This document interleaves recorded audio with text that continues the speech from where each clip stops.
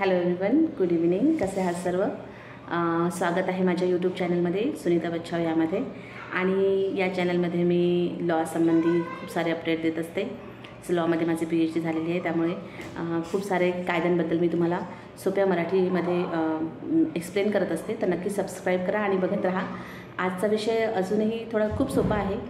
आपल्या समाजामध्ये आपण बघतो की आईवडिलांची काळजी घेणं हे आपलं कर्तव्य असतं, म्हणजे मुलांचं कर्तव्य असतं की त्यांनी घ्यायला पाहिजे. त्यांच्या उतार वयामध्ये त्यांना साथ द्यायला पाहिजे, समजून घ्यायला पाहिजे.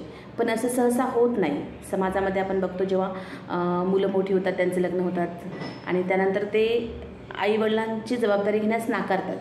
खूप यामुळेच आपल्या भारतामध्ये खूप सारे वृद्धाश्रम बांधले जात आहेत की ज्यामुळे वृद्धांचे हाल होऊ नये, तर रस्त्यावर कुठेही अडचणीच्या जागी बसू नये म्हणून त्यांच्यासाठी वृद्धाश्रमाची सोय झालेली आपण बघतो आहे. आणि हे एक प्रकारे ठीकच आहे, आपण काय म्हणू शकतो. पण मुलांची जी नैतिक जबाबदारी आहे की ज्या आईवडिलांनी आपल्याला मोठं केलं लहानपणापासून, त्यांची काळजी घेतली पाहिजे. आणि जर ते घेत नसतील तर त्यासाठी कायद्यामध्ये काय तरतूद आहे हे आज आपण बघूया. तर शेवटपर्यंत नक्की व्हिडिओ बघा आणि लाईक सबस्क्राईब जरूर करा. थँक्यू. तर ज्येष्ठ नागरिकांसाठी देखभाल आणि मेंटेनन्स, म्हणजे आपण बघू की असा जे एक कायदा आलेला आहे त्याचं नाव आहे की ज्येष्ठ नागरिकांसाठी देखभाल आणि कल्याण कायदा. 2007 हा आलेला आहे. आणि त्याला आपण इंग्लिशमध्ये म्हणू की maintenance and welfare of senior citizens of India 2007 असा हा कायदा आहे. जर मुलं लक्षच देत नसतील आणि काहीही त्यांना पैसे मेंटेनन्स देत नसतील काहीच, आणि आईवडिलांजवळ काहीही उत्पन्नाचं साधन नसेल, कुठलीही पेन्शन नसेल किंवा मग काही प्रॉपर्टीही नसेल, तर अशा वेळी हा कायदा काय सांगतो आणि कसं हे पॅरेंट्स किंवा ज्येष्ठ नागरिक कसं मेंटेनन्स किंवा काहीतरी रक्कम त्यांच्या मुलाकडून मिळवू शकतील हे या कायद्यामध्ये सांगितलेलं आहे.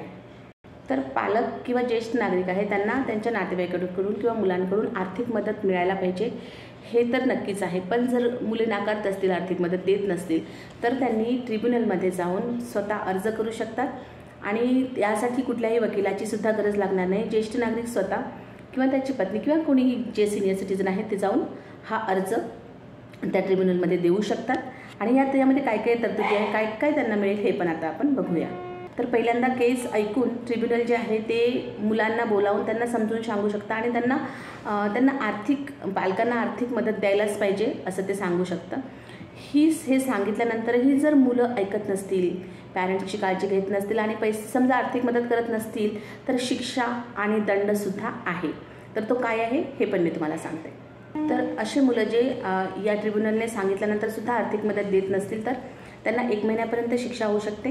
आणि त्यांना 5,000 अप टू 10,000पर्यंत त्यांना पर महिन्याला अशा पॅरेंट्सना मदत करावीच लागेल, अशी ट्रिब्युनल त्यांना शिक्षा देऊ शकतं.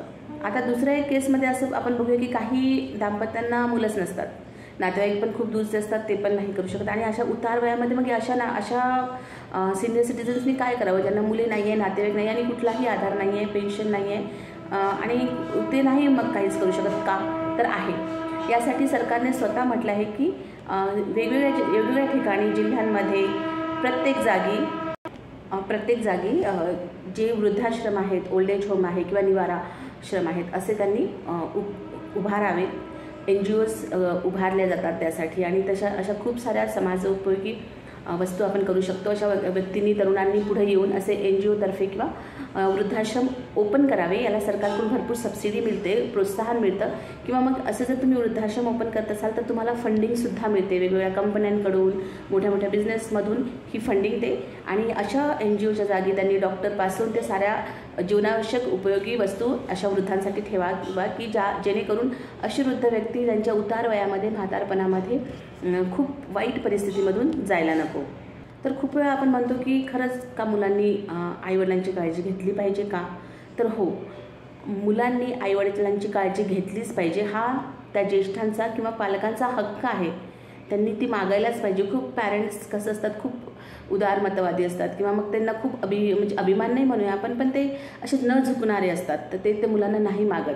त्यांना वाटतं की मी उपाशी मरून जाईन, पण ज्या मुलगा मला किंवा मुलगी मला हेल्प करत नाही त्याला मी हेल्प नाही मागणार. पण असं नाही आहे, तुम्ही ती हेल्प मागायला पाहिजे आणि मुलांनी ती द्यायला पाहिजे.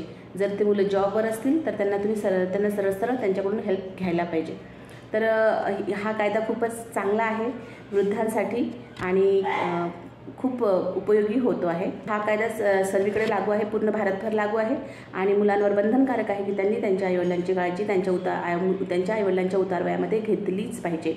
तर हा एक महत्त्वपूर्ण कायदा आहे। कसा वाटला नक्की सांगा, कमेंट करा आणि नेक्स्ट व्हिडिओमध्ये नेक्स्ट कायदा घेऊन येईल आणि सोप्या शब्दात सोप्या भाषेत मराठीमध्ये समजावून सांगेन।